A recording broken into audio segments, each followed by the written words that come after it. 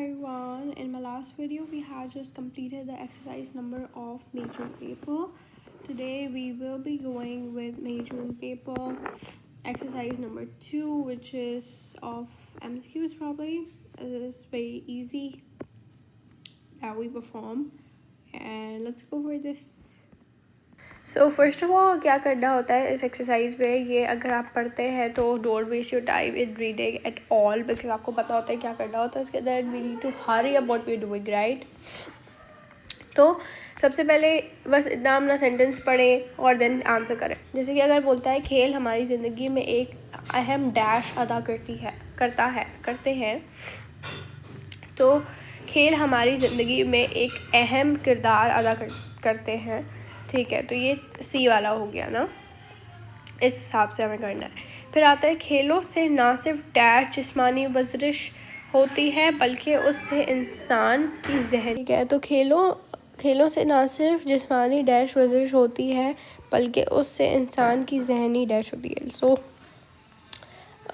यहाँ पे हम लोग यहाँ पे ऐड कर सकते हैं कि भाई ठीक है, खेलों ना सिर्फ डैश जिस्मानी वर्जिश, खेलों से ना सिर्फ हमें हमारी जिस्मानी वर्जिश होती है, हमें हमारी जिस्मानी वर्जिश होती है ना है, बल्कि उससे ज़िंदगी की इंसान की जहनी डैश भी दूर हो जाती है. इंसान की जहनी रुकावट नहीं, थकावट भी हो जाती है.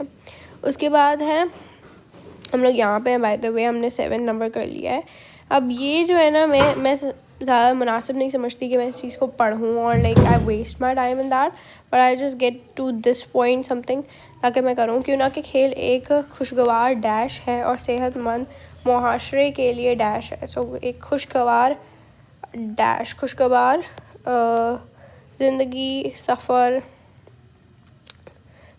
ज़िंदगी होता है. सफ़र तो होता नहीं है, दिमागी भी नहीं होता, मौसम भी नहीं होता, बिल्कुल फर्स्ट ज़िंदगी. उसके बाद हमारे पास आता है ठीक है, सेहतमंद मुआशरे के लिए डैश है के लिए, ठीक है, के लिए इंतहाई ज़रूर.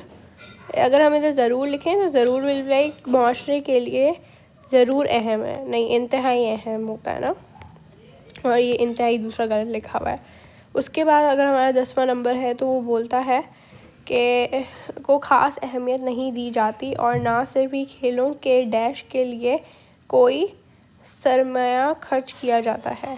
तो यहाँ पे आता है 3, ये दोनों तो नहीं है, शख्सियत होगा नहीं, सलाहियत, और ये हम ये करेंगे बिकॉज इसका आंसर भी हमारे पास सी आ रहा है, कॉमी आएगा, तो हम लोग डायरेक्ट सी नहीं आएगा. तो ये सलाहियत भी शो हो रहा है, पर अगर हम जब रीड कर रहे हैं ना तो हमें फ़रोग ज़्यादा सही लग रहा है.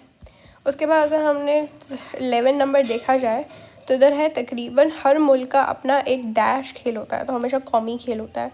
उसके बाद हमारे पास 12 नंबर पे आ रहा है वो कि और करते हैं और मैच के बेसब्र से इंतज़ार करते हैं, और मैच के दिन का बेसब्र से इंतज़ार करते हैं. हम खुद ही कर लेंगे, दिन भी है इसमें. उसके बाद हम अगर देखें तो हमारे पास है मैच डैश दौरान खेल के मैदान का इंतज़ार भी काबिल. ठीक है, मैच के दौरान खेल के मैदान, ठीक है, मैच से दौरान नहीं होता, के दौरान होगा.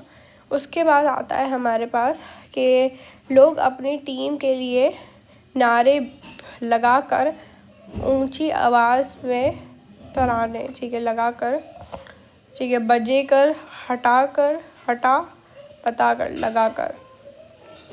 उसके बाद अगर हम 4 नंबर देखें तो इट सेज कि हमें मैदान में इतना डैश होता है कि कान पड़ी आवाज़ सुनाई नहीं देती. ठीक है, इतना हंगामा नहीं होता, इतना शोर होता है, you know? मैदान में इतना शोर होता है कि कान पड़ी आवाज़ सुनाई नहीं देती. So this was about the exercise number 2. This is like very easy. अगर पेपर उसकी देखें, अगर आप देखें मई जून की देखें तो वो भी अक्टूबर नवंबर की देखें, वो भी इतनी है which we will be solving in our next video. So we'll be doing and following up to that in my next video. So this is like a exercise which is very easy. What I'll suggest to someone who's appearing for this May June, you need to solve like हमें ना मिलते हैं around 1 hour and 30 minutes for this paper. So what you can do is to spend only around like ये exercise you can easily solve in 10 minutes. And जो ऊपर वाली है उसको भी अगर आप दिन के लो और ये इजी आ रही है आजकल तो उसको भी 10 मिनट दो, तो 20 मिनट इसमें खर्च करो। फिर जो हमारे पास ऐसे है, ऐसे इज़ लाइक वेरी इजी। ऐसे इसके टॉपिक मुश्किल आ सकते हैं बट क्योंकि आप ऐसे 200 लफ्ज़ लिख लें, मेरे पास व्हेन आई राइट तो मेरा वो एक्सीड हो जाता है 200 से। सो आई गेस ऐसे is like very easy.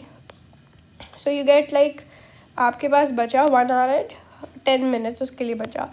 So you guys gonna divide it 35 आप क्या कहते हैं ऐसे को दे दें और 35 आप जो है अपनी तजुर्बे को दे दें। If you can not give it like that much time because paper डाया आता है तो बच्चे हो जाते हैं थोड़े कंफ्यूज। वाइल अगर आप देखें ट्रांसलेशन को, तो ट्रांसलेशन पेपर 1 जो मई जून की है वो बहुत ईजी आई थी बिकॉज वो प्रॉब्ली स्पेसिमेन पेपर मोस्टली आया था इनका। वाइल जो अक्टूबर नवंबर की है वो थोड़ी सी मुश्किल आई, उसमें 2 डिफरेंट वर्ड्स होता है। बट एक चीज़ होती है कि you in translation you can actually write 8 English words. So अगर आपको ग्लोबल वार्मिंग नहीं आ रहा, so you can write global warming in English in the translation because you don't know it. So 8 की लिमिट होती है, उससे ज़्यादा अगर आप एक्सीड करते हो तो आपके मार्क्स